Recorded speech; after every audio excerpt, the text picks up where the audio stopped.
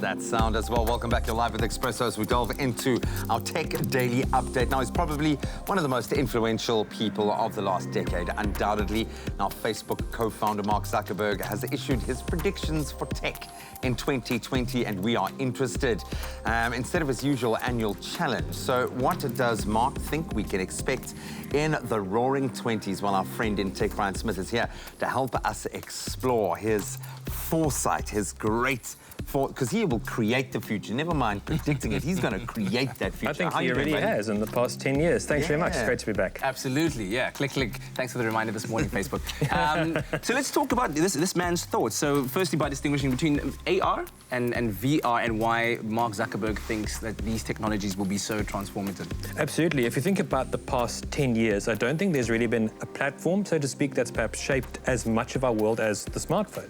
If you consider, perhaps back in the day, we started with the early iPhone, we progressed to apps. Now we have these massive social media platforms, such as Facebook, that have shaped the way we use our world. But now Mark is considering sort of the next step and frontier of being able to communicate and share with one another. So we have augmented reality, AR, and VR, virtual reality. And essentially the difference is that in augmented reality, you're overlaying digital components on top of the real world through glasses.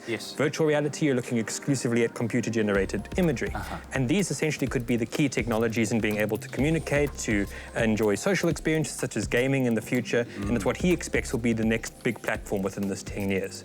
Just ways they can suck more information from our brains. Look at that image over there. Just like 1,000 people all wired into the network. Connected to the matrix, and with the most kind of, it looks a bit evil, that grin, like the Empire's grin on his face. I poke fun at that because privacy has obviously been a big thing of his past. Why does he see privacy being a big thing of the future?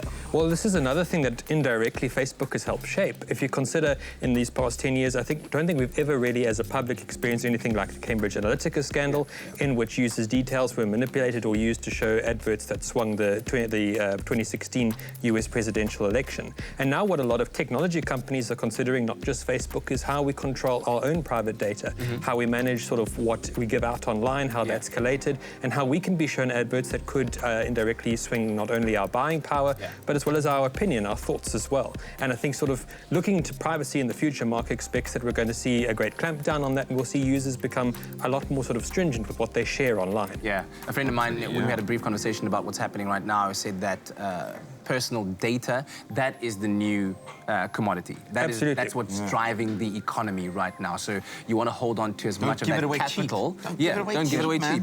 Hold on to as much of it as possible before it's too late. But let's talk about decentralization. Apparently in the tech corridors, that's being whispered as like the buzzword of the decade. Absolutely, and I think this is a really exciting one because if you consider up until now, we usually deal with a single source of authority, be it if we're using a currency, it's a reserve bank. If you live in a country, you deal with a government. And what essentially Facebook has been looking at after cryptocurrencies, after the likes of Bitcoin, is looking at currencies and ideas that don't have a central point of authority. So using things like blockchain technology, which is a shared ledger among computers in which transactions can be recorded without a middleman having to verify them just through trust, consider can be done through math.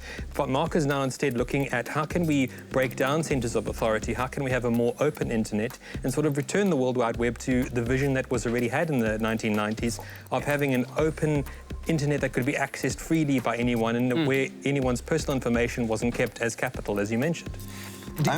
Do you see this kind of affecting governments in future? Now, that's the big question. How does the Reserve Bank, for instance, feel about this? Frightened, probably. I think the first step will be currency, because I think if you think about it, money is the language of value, and that's the way where we all transact with each other. It's the language that everyone understands. And I think that will be the next step in sort of government and looking at how we regulate or perhaps level the playing field with each other that governments typically do. And I think that could be the next step going forward that, as Mark has already opined, that we could see in the next decade.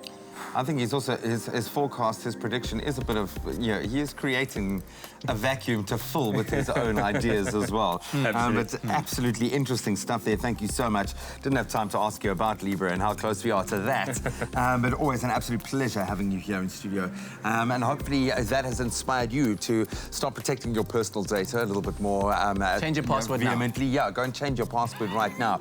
But maybe you can let us know what's exciting you about 2020 on the tech front. What big news is blowing your mind?